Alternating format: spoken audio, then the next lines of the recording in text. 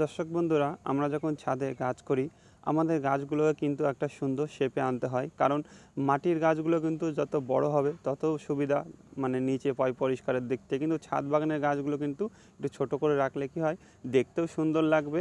আর তার পাশাপাশি যত ঝড় হবে গাছ পাল্টি হবে না, যে কারণে আমরা কিন্তু পুনিং করে থাকি। দেখুন এখানে আমি একটা পুনিং দিয়েছি, যাতে তারপরে দুটো ব্রাঞ্চ বের হয়েছে এরকম। তো আজকে আমি আপনাদের একটা নতুন টিপস দেখাবো। এই কারণে করলে আপনার যেই গাছে ফল নেবেন না, গাছটাকে ঝোপালো করবেন এই বছর, আপনারা এই জিনিসটা অ্যাপ্লাই করবেন, দেখবেন আপনার গাছের নতুন নতুন যে ব্রাঞ্চগুলো বেরোবে সেগুলো নিচ দিয়েও বের হবে, উপর দিয়েও বের হবে। এই যে এখান দিয়ে কিন্তু গোড়ায় যে পুরনো পাতাগুলো ছিল, এগুলো কিন্তু নিচ দিয়ে প্রচুর পরিমাণে বড় বড় পাতা ছিল।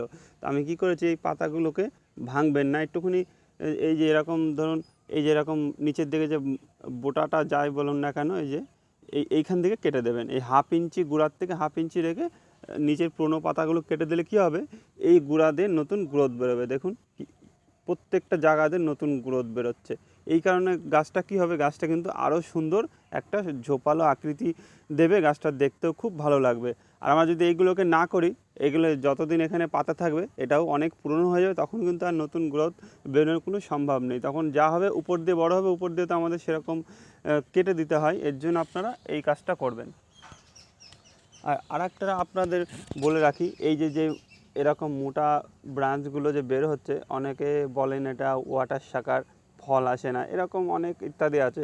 তো এইগুলোকে যদি আমরা গ্রোথ কমিয়ে রাখি শুরুর দিক থেকে, তাহলে কিন্তু এইগুলোতেও ফল আসবে। এইগুলোও কিন্তু প্রচুর ব্রাঞ্চ তৈরি করে গাছের, আর গাছের সুন্দর একটা ঝোপালো আকৃতি নেয়। কারণ হচ্ছে এইগুলোকে যদি আমরা একভাবে রেখে দিই, এইগুলো কিন্তু সব থেকে উপরে বড় হতে থাকবে। এইগুলোর কারণ হচ্ছে যখনই এরকম নতুন বের হয়ে মোটামুটি 4-5 ইঞ্চি কি 6 ইঞ্চি হবে, তখনই কিন্তু কচি অবস্থায়, একদম এরকম কচি অবস্থায় এই মাথাটা এরকম ভেঙে দিতে হবে। এরকম জাস্ট আমি দেখাচ্ছি, এরকম কচি অবস্থায়। যে আপনি ম্যাচিওর করলেন, মোটা বড় করলেন, সেই পরে ভাঙলেন, সেটা করলে কিন্তু হবে না।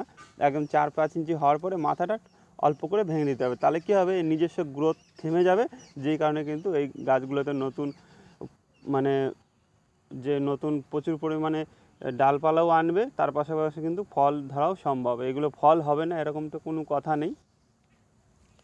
যাই হোক বন্ধুরা, ভালো থাকবেন। আজকে এই পর্যন্ত, আবার নতুন কোনো ভিডিওর সঙ্গে দেখা হবে।